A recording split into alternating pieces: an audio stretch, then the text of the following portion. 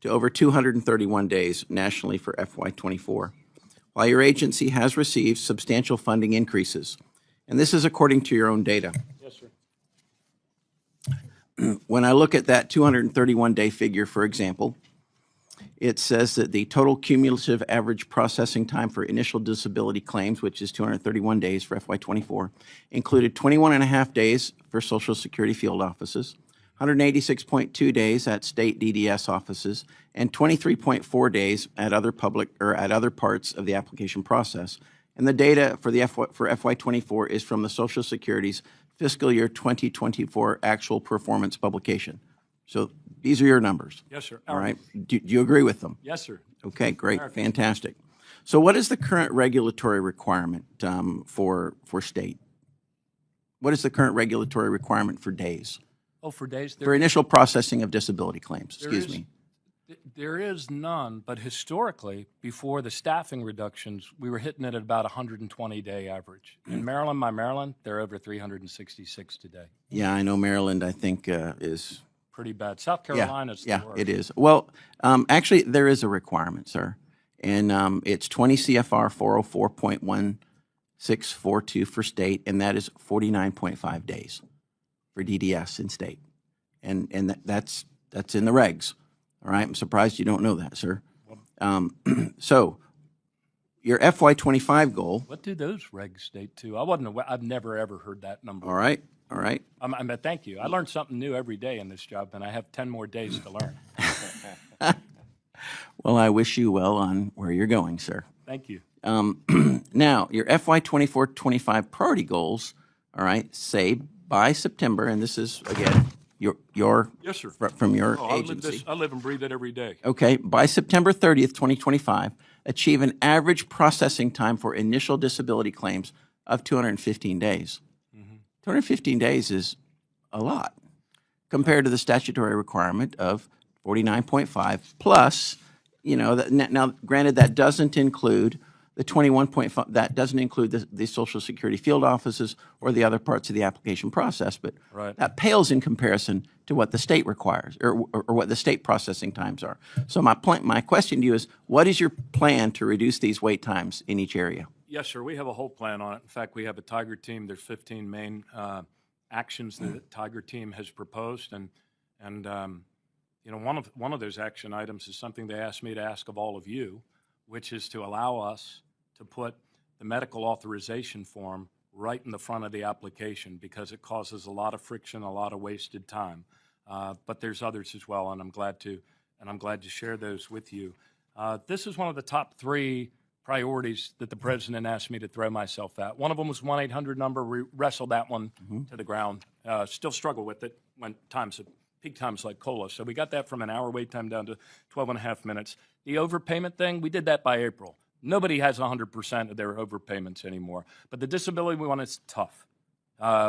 It is a huge challenge and process improvement, and we're trying to do it with more applicants than we've ever had, but staffing reduced to a 50-year low. As you rightly pointed out, there are a few steps in the process.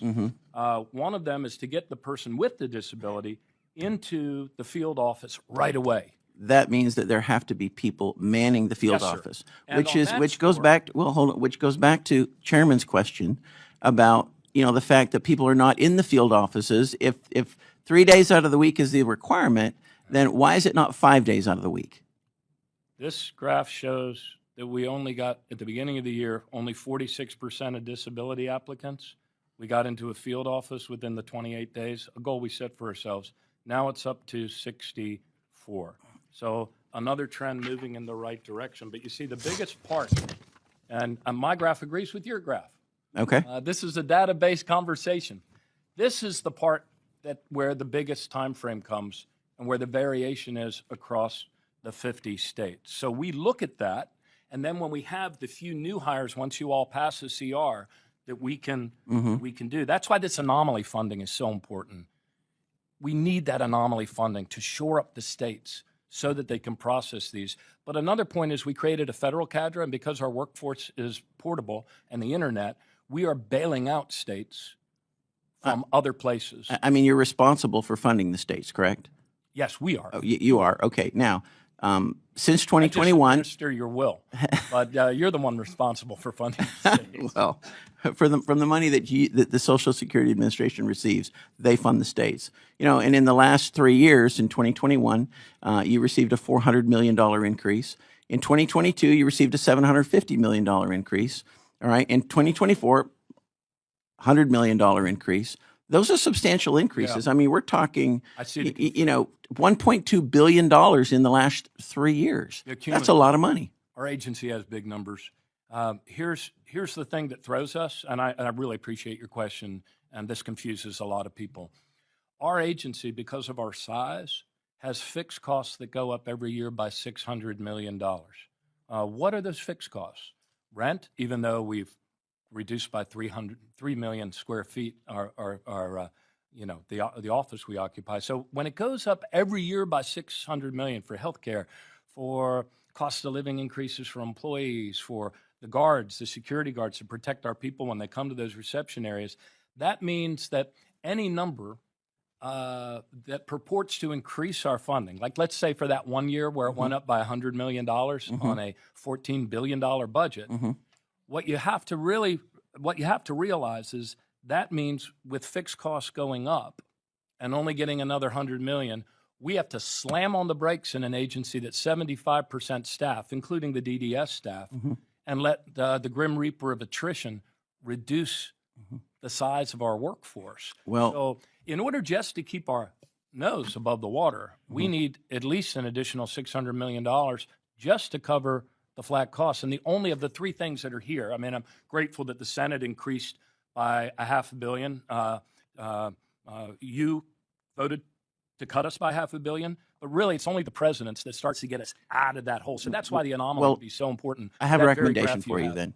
Perhaps it would be a good idea, if your costs are going up $600 million every year, perhaps that y'all should get together with the new agency, the Department of Government Efficiency, and maybe Elon Musk and Vivek can help you guys kind of trim that and make sure that doesn't buy some Bitcoin at the same name.